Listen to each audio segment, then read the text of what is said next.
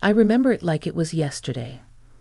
I was Tasha, just a girl working for her dad's company, starting from the bottom and making my way up. My life was pretty straightforward. Work, family, and the occasional night out with friends. That's until I bumped into Alex at that little downtown cafe. It was a busy Tuesday, and I had just finished a long day at the office dealing with numbers and endless financial reports. I needed a break, a coffee, and maybe a slice of that chocolate cake they had on display. The cafe was crowded, the kind of crowded where you can barely hear yourself think, let alone order a coffee. And that's when I literally bumped into him. "Alex, watch where you're going," I blurted out as his coffee nearly decorated my blouse. He looked taken aback for a moment, then a wide grin took over his face. "My bad. I was just trying to navigate through this chaos. Let me buy you a coffee to make up for it." I was ready to say no. I mean, who was this guy, right? But something about his cheerful attitude despite the near disaster made me pause. Sure, why not? "But I'm picking the cake," I shot back, not wanting to seem too easy. As we waited for our order, I took him in. Alex was casually dressed, nothing fancy, but there was something about him that stood out. Maybe it was his easy smile or the way he seemed genuinely interested in what I had to say. "So what brings you to this chaos?" he asked, handing me my coffee and a plate with a generously sized piece of cake. "Work. I was drowning in numbers and needed a break." "What's your excuse?" I replied, taking a cautious sip of the hot beverage. "Same, except my chaos involves teaching kids how to not burn down the school in science class," he chuckled. We found a table in the corner, away from the worst of the crowd. As we talked, I learned that Alex was a high school science teacher, loved bad puns, and had an affinity for old movies. He was easy to talk to, and before I knew it, I was laughing more than I had in weeks. The conversation flowed from work to hobbies to dreams, and I found myself opening up about my aspirations, my family, and even the struggles of climbing up the corporate ladder in my father's company. "You're tough, I'll give you that. Starting from the bottom in your dad's company, that's brave," he said, his tone a mix of admiration and surprise. "It's not about bravery. It's about proving to myself and to him that I can make it on my own without any shortcuts," I responded, feeling a bit defensive. "Hey, I get it. And for what it's worth, I think it's pretty damn cool," he reassured me, his gaze sincere. The evening flew by, and before we knew it, the cafe was closing. We exchanged numbers, and as I walked home, I couldn't help but smile. In the days that followed, Alex and I couldn't get enough of each other. We texted nonstop, met up for more coffee dates, movies, and even a couple of hikes. The guy had a way of making even the mundane seem exciting. Our conversations got deeper, our laughs louder, and before I knew it, I was falling for him. Hard. It wasn't long before we decided we didn't want to be apart. A year flew by in a blur of love, challenges, and adventures. Then one evening, over a home-cooked dinner in his apartment, Alex got down on one knee. It wasn't fancy, but it was perfect. "Marry me, Tasha. Let's navigate through life's chaos together." Without hesitation, I said yes. We got married in a small ceremony surrounded by those who mattered most. Life with Alex started off more amazing than I could have dreamed. But then the demands from his family began to creep in, turning our bliss into something less comfortable.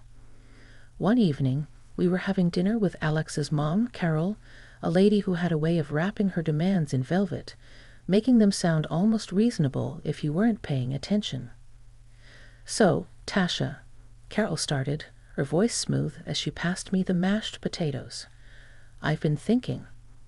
If Alex worked at your dad's company, and maybe if his sister joined too, it could be beneficial for everyone, right?" I could feel the weight of her gaze heavy with expectations. Alex, meanwhile, seemed to shrink a bit in his chair. Carol, it's not that simple. My dad's company doesn't work like that. It's about merit, not family connections, I replied, trying to keep my tone light yet firm. Alex finally chimed in, Mom, let's not push this, okay? Tasha is right. Her dad runs a tight ship. It's all about what you bring to the table. But Carol wasn't one to give up easily. But that's exactly my point. Alex brings a lot to any table, and with you there, I'm sure he'd climb up the ladder in no time. The conversation didn't end at dinner. Carol brought it up again and again, and Alex's dad and sister got wind of it too. Before I knew it, I was sitting across from my dad, trying to explain why we should give Alex, his dad, and sister a chance in the company. Dad, I know how we operate, based on merit and hard work, but could we at least give them a shot? Alex really wants to prove himself, and his family could use the opportunity. I ventured, feeling a knot form in my stomach. My dad looked at me, his expression unreadable at first, then softened. Tasha, I trust your judgment, but if they're coming in, they're starting from the bottom, same as everyone else. And there won't be any special treatment. If they're up for that, then we'll give it a try. I was relieved, but also a bit apprehensive. I knew this was going to be a tough sell to Carol and the rest. True enough, when I relayed my dad's conditions back to Carol, she bristled. Starting from the bottom. But surely with you there, they could get a helping hand, she protested. I shook my head firmly. No, Carol. It's how my dad runs his business. It's fair. Everyone gets the same treatment. Somehow they all agreed, albeit reluctantly. 2 months after the whole ordeal with Alex's family joining my dad's company, things hadn't really cooled down. In fact, they heated up again when Carol, my mother-in-law, decided to stir the pot. Tasha, I just don't get it. My daughter's been with your dad's company for a while now, and there's no talk of a promotion or a raise. What's going on? She demanded. I tried to keep my cool. Really, I did. Carol, you know the company policy. It's all about performance, and honestly, she's not exactly putting in the effort. Leaving early, making careless mistakes. It's just not how we do things. Carol huffed, clearly not satisfied with my answer. That's just your excuse. You could help if you wanted to, but you don't. You're not looking out for us. It felt like a slap in the face, considering all the strings I'd been trying to pull to keep the peace. And then there was Alex. Whenever we were alone, he was all understanding, nodding along to everything I said. But the moment Carol was in the picture, it was like he switched sides faster than a politician in a scandal. And sure enough, that same evening, Alex came to me, all riled up after a chat with his mom. Tasha, this isn't right. I'm working hard, and so is my sister. Why are we still at the bottom? You need to talk to your dad. We deserve better pay. I looked at him, disbelief washing over me. Alex, come on. You know the situation at work. You're not exactly outperforming anyone. I've been helping, covering for you even, but there's only so much I can do without it being unfair to everyone else. He wasn't having any of it, though. That's just it, isn't it? You're not even trying. My mom's right. You could change things for us if you wanted to. I felt my patience wearing thin. Alex, demanding a raise you haven't earned isn't how this works. It's about fairness, about doing your part, and right now, you're not living up to that. Life as I knew it came crashing down one ordinary Wednesday afternoon. The call came in just as I was wrapping up at work, a number I didn't recognize flashing on my phone screen. I'd almost didn't answer, but something nudged me to pick up. Is this Tasha? A voice asked, formal and unfamiliar. Yes, speaking. Who's this? I replied. a knot forming in my stomach. "I'm afraid I have some bad news," the voice continued, and just like that, my world stopped spinning. The details that followed blurred into a haze of disbelief. There had been a train accident, and my parents were on that train. They didn't make it. I stood there, phone still in hand, long after the call ended, unable to move, to think, to feel. It was Alex who found me, who took the phone from my hand and wrapped me in his arms as the dam inside me broke. "We need to get you home." "Come on," he murmured, but his voice seemed miles away. Home. The concept felt so foreign now. What was home without the people who made it so? The days that followed were a blur: funerals, lawyers, sympathetic looks from people who murmured their condolences without really meeting my eyes. And through it all, Alex's family hovered like vultures, their presence more oppressive than comforting. It was during one of those hazy afternoons when Carol decided to bring up the subject I was least prepared to discuss: the inheritance. "Tasha, dear, now that this unfortunate business is settled, we need to talk about what comes next. Your parents' assets, the company. It's a lot for you to handle alone," she said, her tone a grotesque mix of sympathy and greed. I stared at her, incredulous. "Carol, my parents just died. Can we not do this right now?" But she was relentless. "I know, dear, and I'm just looking out for you. And let's be honest, for Alex too. This affects all of us now." Alex said nothing, his eyes fixed on the floor. That silence, that failure to stand up for me, cut deeper than any of Carol's words. It all came to a head a few days later when the entire family was over at our place. Carol, Alex, his father, his sister. They all acted like they owned the place, discussing plans for the house, the company, as if my parents' lives were nothing more than assets to be divided. "Tasha, we were thinking," Carol began, her voice echoing in the living room. "It makes sense for us to move in here. It's what your parents would have wanted, for us to take care of you." "Take care of me?" I repeated, my voice rising, or take over everything they worked their lives for. Alex finally spoke up, but not in my defense. "Tasha, it's practical. We're family now. We should stick together." "Family?" I shot back, my patience finally snapping. Family doesn't swoop in at the first sign of inheritance like it's some free-for-all. My parents aren't even cold in their graves, and here you are planning your new lives in their home. The argument escalated, words thrown like daggers, each one exposing the rifts that had been forming for months. In the end, I stood alone in the living room, my stance clear. "I want everyone out," I said, my voice steady despite the chaos raging inside me. "Out of this house, out of my life. I need space to grieve, to figure out what comes next, and I can't do that with you all circling like sharks." The fallout was immediate. Alex and his family left, but not without parting shots that stung with accusations of ingratitude and selfishness. My parents' funeral turned into a spectacle I was wholly unprepared for. Alex, along with his dad and sister, followed me to my parents' home. It was supposed to be a quiet moment, maybe a chance for them to offer some genuine support. Instead, it turned into something else entirely.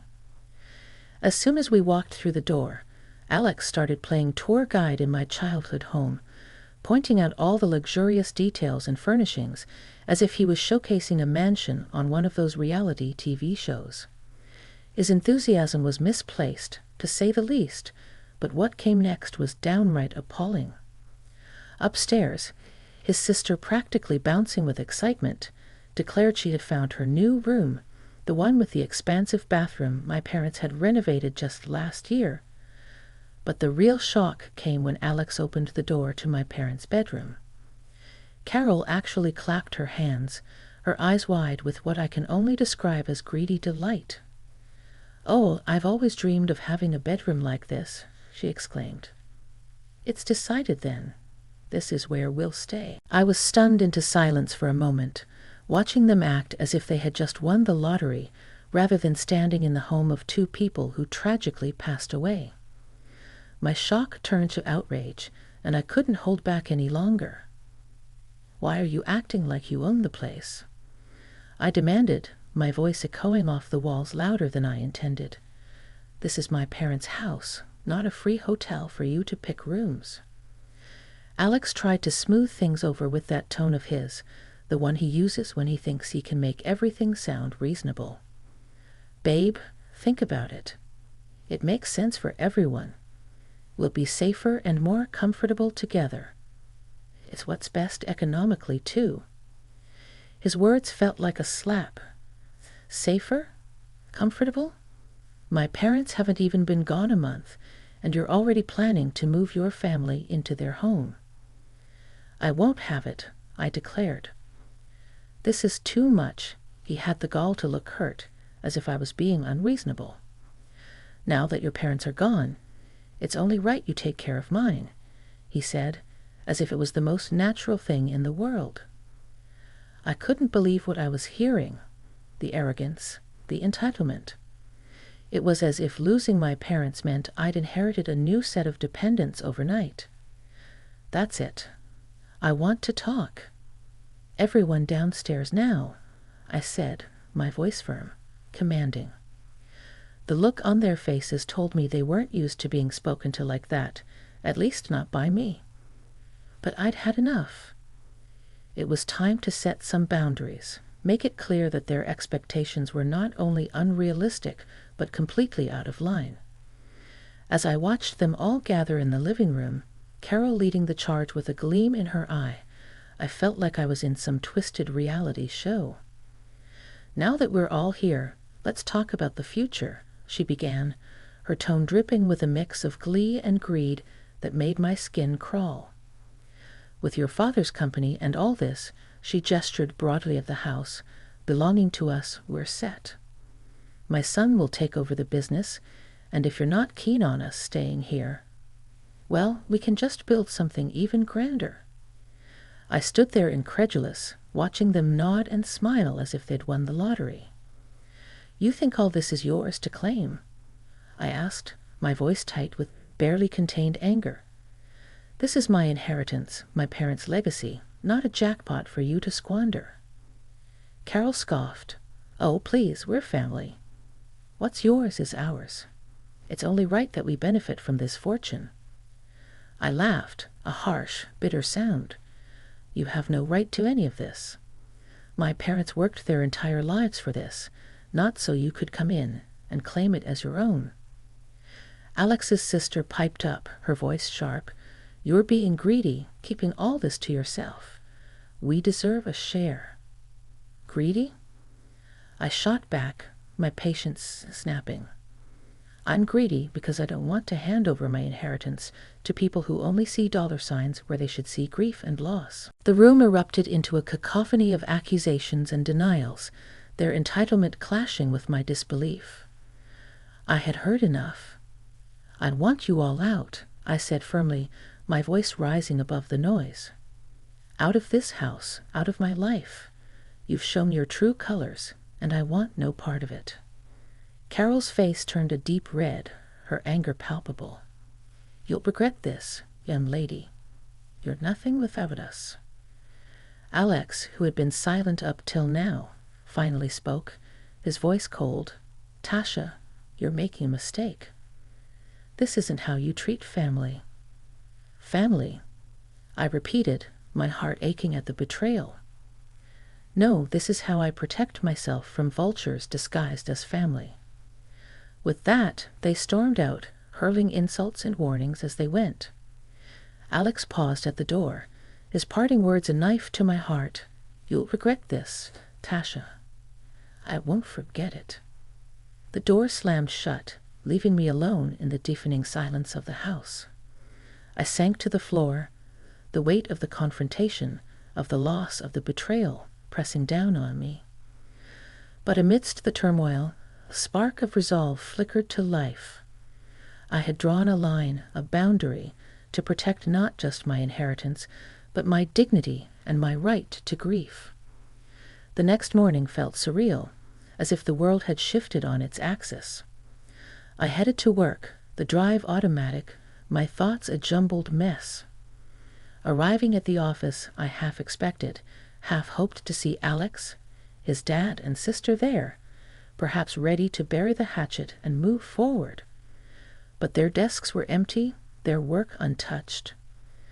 I tried calling them once, twice, a dozen times throughout the day, but each call went unanswered, sinking me deeper into a mix of frustration and relief. This silent treatment continued for 3 days, their absence speaking louder than any words could. On the 3rd day, with no sign of them and a backlog of work piling up, I made a decision. I called each of them into the office by voicemail, giving them one last chance to explain their absence. The silence that followed was answer enough. I called HR, and with a voice steadier than I felt, instructed them to process their termination. "They're not coming back," I said, the finality of it all ringing in my own ears. Firing them was not a decision taken lightly, but in that moment it felt like the only choice. There was no room for half measures, not anymore. Their betrayal, Alex especially, had cut too deep, leaving a chasm between us that could not be bridged by mere apologies or promises of change.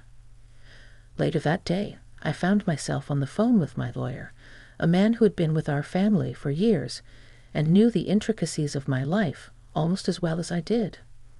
"I need you to prepare the divorce documents," I told him, my voice devoid of the emotion that was churning inside me. 2 weeks of silence, and then he just waltzes into my office like he's the king of the castle. There he was, Alex, all sun-kissed and smug, acting as if he hadn't just vanished off the face of the earth. He didn't waste a second before laying it on thick. "I decided to forgive you," he announced, making himself comfortable in my dad's chair, feet rudely slapped onto the table. "Now about that money for a new house for my folks and sister." I stared at him, disbelief and anger swirling in a silent storm. "Forgive me? And where exactly have you been on vacation with my family?" he said, puffing up his chest. As the director, I don't owe explanations to a mere accountant. That's when it hit me. He really believed he could dictate the terms here. I kept my voice level, my calm a stark contrast to the storm brewing inside. "You were fired, Alex. And as for being the director, that's over. The divorce papers are filed. You have no claim here. Not to the company, not to any property." The color drained from his face, his arrogance replaced by shock, then fear. "You can't do that. I have rights. I'll get my share." I couldn't help but laugh, a sound bitter and tinged with disbelief. "In our state, your rights don't include my inheritance. You get nothing." He stood, a mix of anger and desperation in his eyes, reaching out for me. "Tasha, please." I stepped back, putting distance between us. "No, Alex. It's done. We're done. Leave." As he stumbled out, I could feel a weight lifting off my shoulders. Even as my phone started to ring, Carol's voice was as pleasant as nails on a chalkboard. "You ungrateful girl, how dare you treat us this way?" I listened, her words washing over me without leaving a mark. "Don't call me again, Carol. It's over. Goodbye." Hanging up, I sat back in my chair, the silence of the office wrapping around me like a blanket. It was over, really over. I felt a mix of relief, sadness, and most surprisingly, freedom. Freedom from their expectations, their greed, and their manipulation. After the ink dried on those divorce papers, it felt like I could finally breathe again. I was out from under the weight of Alex and his family's expectations, free to focus on the company and on rebuilding my life in a way that would have made my dad proud. Taking over as director wasn't just a title change. It was stepping into a legacy my dad left behind, and I poured everything I had into it. This past year, we saw profits spike by 8%, a record that felt like a nod from my dad wherever he was, telling me I was on the right track. Then one afternoon, amidst all this progress and personal growth, Carol called. Her voice, once so sure and demanding, was tinged with desperation. "We need your help," she started, spilling out a tale of reckless spending, loans, and luxury they couldn't afford, all because they believed they'd have a slice of my inheritance to bail them out. "Carol, let me get this straight," I said, my voice calm. "You lived beyond your means, ignoring the fact that I told you clearly that you had no claim to my parents' estate. And now you want me to clean up your mess." She tried to butter me up, saying how family should stick together, how I was their only hope, but her words fell on deaf ears. "I'm not your safety net," I told her firmly. "You, Alex, and your daughter made your choices. You chose to ignore my boundaries, to disrespect my parents' memory, and to chase after a lifestyle you hadn't earned." The silence on the other end was palpable. I could almost hear her scrambling for a way to twist this around, to play the victim. "Listen, Carol," I continued, "you need to figure this out. And don't call me again. You made abundantly clear where I stand with your family when you sided with Alex, expecting to live off my inheritance. Now you're living with the consequences of those choices." I hung up before she could respond, the finality of that action resonating deep within me. It wasn't just about the money or their latest scheme. It was about respect, about recognizing the value of hard work and the importance of living within your means, a lesson my parents instilled in me from the start.